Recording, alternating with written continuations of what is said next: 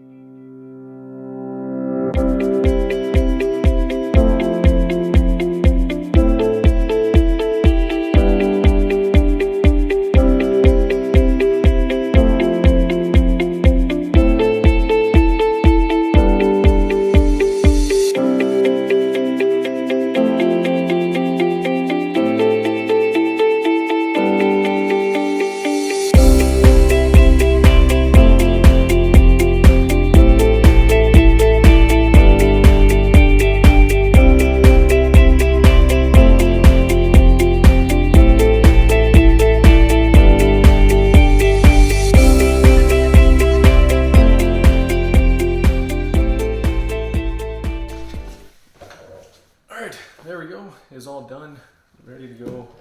I just need a post heat and post heat it all, and then we're good to go. So if you guys enjoyed this video, please give it a thumbs up. Also subscribe for more content. Peace.